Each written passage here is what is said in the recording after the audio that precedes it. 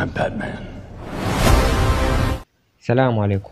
واخيرا الاعلان الرسمي لفيلم فلاش، اكتر فيلم منتظر السنه دي، واللي التريلر بتاعته كانت جامده جدا وعرفنا فيها تفاصيل اكتر عن الفيلم، واللي واضح كده اننا داخلين على عظمه. فخلينا نشوف مع بعض ايه الانطباعات الاولى كانت عامله ازاي، وايه اللي ممكن يحصل في الفيلم. بس طبعا قبل ما نبدا خليك متاكد ان انت مشترك في القناه وفعل جرس التنبيهات عشان يوصلك كل جديدنا. طبعا متنساش اللايك الجميل عشان ده فعلا بيساعد. معكم محمد وليد، ويلا بينا نشوف مع بعض تفاصيل تريلر فيلم ذا فلاش.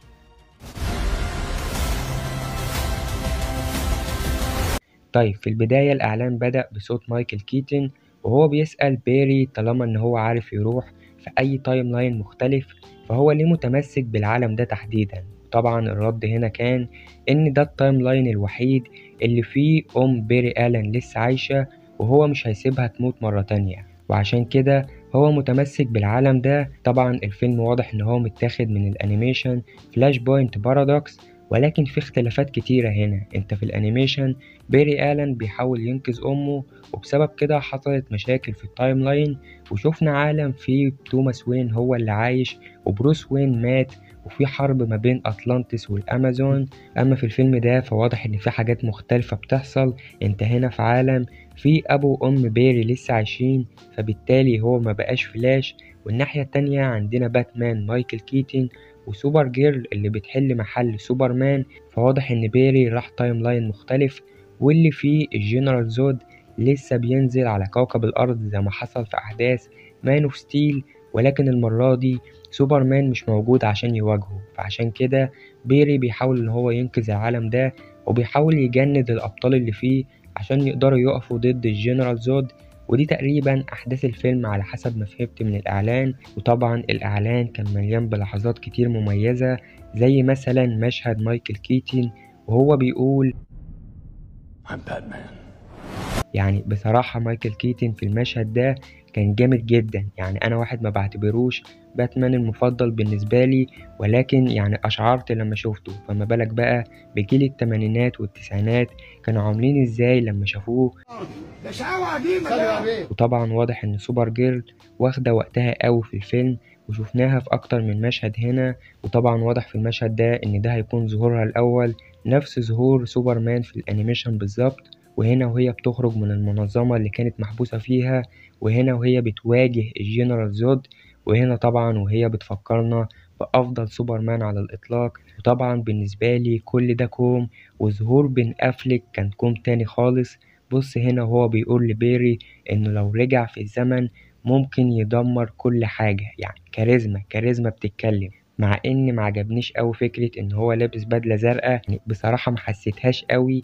بس في الآخر شيء جميل إننا نشوف بين أفلك في دور باتمان، ولو لآخر مرة. أي نعم واضح إن هو مش هيقضي وقت كبير معانا في الفيلم زي سوبر جيرل ومايكل كيتن، ولكن بالنسبة لي هو أكتر حاجة أنا متحمس إن أشوفها في الفيلم ده، ومبسوط إن هشوفه مرة تانية. وغير كده بين أفلك كان طلع وقال إن أحسن لحظاته كباتمان كانت موجودة في الفيلم ده، فأكيد هنشوف له مشاهد حلوة. وطبعا في المشهد ده واضح إن هو أول مشهد ظهور ليه في مطاردة في مدينة جاثام، ولكن بالنهار. فيعني دي حاجة مختلفة وأول مرة نشوفها لباتمان بين أفلك.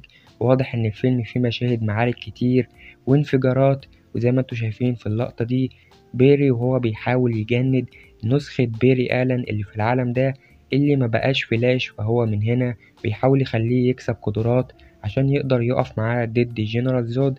طبعا زي ما احنا شايفين منظر الخاتم جامد جدا، وده الخاتم اللي اخترعه ألفريد، وبروس وين هو اللي اداه لبيري. فواضح ان علاقة بيري آلان وبروس وين في الفيلم شبه شوية علاقة سبايدر مان وايرون مان. وعندك هنا برضو مايكل كيتن موجود بالنهار عادي. فواضح ان احنا هنشوف اكتر من مشهد لباتمان في عز النهار مش بالليل زي ما كان بيحصل، ودي حاجة أول مرة تحصل من زمان من أيام ذا دارك نايت رايسز. بس ما ظنش إنهم هيكونوا مع بعض. بس في النهاية أكيد نسبة ترقبي للفيلم بعد التريلر الجامدة دي هي فوق 10 من 10. الفيلم تحس إنه فيه نفس الفايب بتاعت فيلم سبايدر مان نو واي هوم، وتقريبا ما تحمستش كده الفيلم من دي سي من أيام السنايدر كات. فيعني ده كان انطباعي. أي نعم في حاجات أنا متخوف منها جدا زي مشاهد السلو موشن اللي ظهرت واللي واضح إن السي جي آي فيها مش أحسن حاجة، وأتمنى إن مشاهد الريشوتس الكتيرة اللي حصلت للفيلم ده ما تأثرش على جودة الصورة وما نحسش إن إحنا بنتفرج على فيديو جيم، لأن في مشاكل واضحة في السي جي آي وفي ناس كتير اتكلموا عليها في تويتر. ولكن يعني عما الفيلم ينزل ممكن يحصل تعديلات ونشوف النظرة الأخيرة ليه أكيد هتفرق. بس في النهاية زي ما قلت أنا متحمس جدا، فيعني يهمنا أسمع رأيكم تحت في الكومنت. هل انتوا متحمسين برضو للفيلم ولا لأ؟ ومين أكتر شخصية متحمسين اللي انتوا تشوفوها؟ هل هو باتمان مايكل كيتن أو بين أفليك ولا سوبر جيرل؟ يهمنا أسمع رأيكم. طبعا في مفاجآت كتير احنا مستنيينها من الفيلم، لأن في ناس بتقول إن الفيلم اتحرق من الإعلان. في شخصيات احتمال تظهر لسه، عندك باتمان كريستيان بيل اللي ممكن يظهر عادي وتكون دي مفاجأة كبيرة في الفيلم، وعندك برضو هنري كيفيل اللي ممكن نشوفه لآخر مرة. أي نعم في مشهد ليه كان المفروض هيحصل والمشهد ده اتحذف لما كان هيظهر هو وندر وومن، منه لله جيمس جان هو اللي حذف المشهد. بس في النهاية ممكن نشوف له مشاهد تانية غير المشهد ده.